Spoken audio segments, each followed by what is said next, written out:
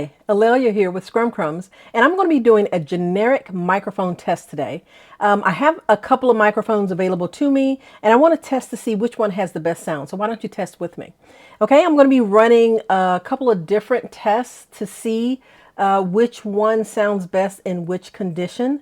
So let's actually go over here so that you can see. What I'm going to test first is my Rode Wireless Go 2 mic, and it's attached to a lapel mic.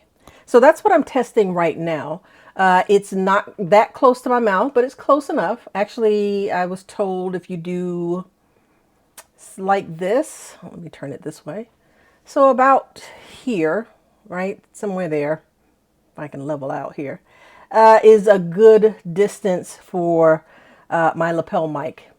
Now I have several monitors in front of me. So if I look to my right and I look to the left, I want to see what the sound sounds like. And of course, if I turn to my left, I'm closer to the mic. I do have to be conscious when I am close to the mic, when it's close to my mouth. I need to speak a little lower, otherwise it's going to be extremely loud. I could adjust the gain, but then if I set the mic down, on my desk or whatever, it's going to be really low. So I've got to be conscious of where the mic is whenever I'm talking. So that's the lapel mic. I'm going to do another test with the lapel mic off my shirt and just in my hand so we can just see what it sounds like close. I may get one of those headgears that can hold the lapel mic so that whenever I turn my head, the mic turns with it and I don't have to worry about my voice going in and out. Okay. But let's actually take the foam core off of the mic so that we can see what that sounds like. Now, this foam core is there to protect from all the sounds. You can kind of hear it anyway, but it's even worse without the foam core. But let's just hear it anyway. Let's go ahead and take that off. Okay, so this is my voice holding the lapel mic close to my mouth without the foam core, turning my head side to side.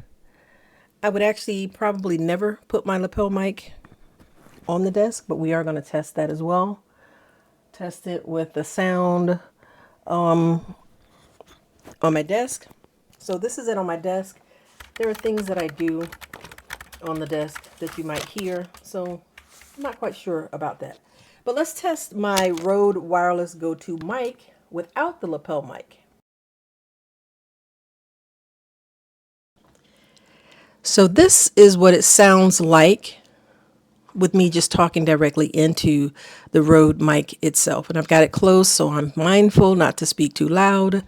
There isn't going to be an instance where I have this close to my mouth other than to attach it to myself, like so. I look to the right and the left. Of course, I go to the left. I'm closer to the mic. Sounds very loud. I've got to be conscious of that. I could adjust the gain in the Rode Central software to adjust for that. But more than likely, I'll either have this attached to a handheld mic holder and in a holder on my desk, just standing here in front of me. There are times I might lay it down like this, so this is what it sounds like laid down on my desk. But again, you might hear me on the keyboard and touching things on the desk, which I don't want. So let's actually test my Blue Yeti, which is sitting on my desk. So the Blue Yeti currently is sitting on my desk, and the gain is, I want to say the gain is about halfway. Let's take a look. Where is the gain on that? Oh, actually, looks like it was a little more than halfway.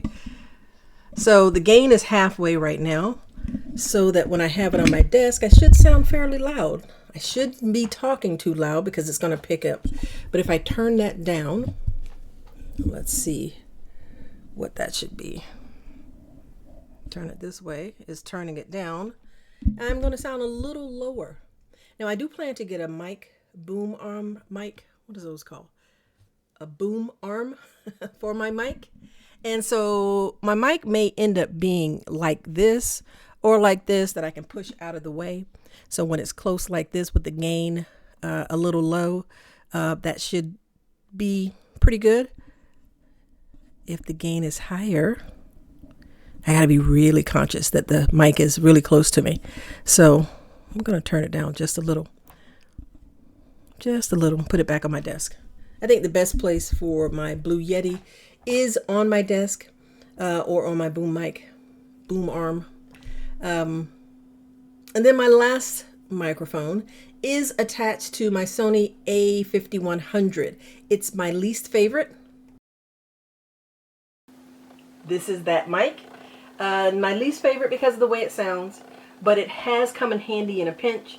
I have had instances where my microphones have gone out on me because I didn't have enough USB resources. My USB hub was not powerful enough. I did have to upgrade to get something that was a little bit more powerful. I'm still having trouble with my work laptop. I think they are restricting some of that. But with my personal laptop, my personal gaming PC, things seem to be a little okay. So I'm going to actually focus in on an object so you can hear that shutter. Hear that shutter sound? Because the mic is on my camera, you can hear that shutter adjusting for focus. I really dislike that a great deal. So it's my least favorite mic. It's only there when I'm in a pinch, but this is the a5100 camera microphone. This is my Blue Yeti on the desk with the gain up a little. And of course my Rode mic. My Rode mic is here, which is sitting on my desk right now. And I've got the lapel. So let's test and see what that actually sounds like and see which mic is best for what I plan to do. How did it sound to you? Let me know in the comments which mic you like best. This was just part 1 of my mic test. Stay tuned for part 2, where I'll test each mic again using Elgato's voice focus software to help reduce background noise and sharpen my voice clarity. Remember to like, subscribe, and tap that notification bell so you don't miss it. Catch me in the next one.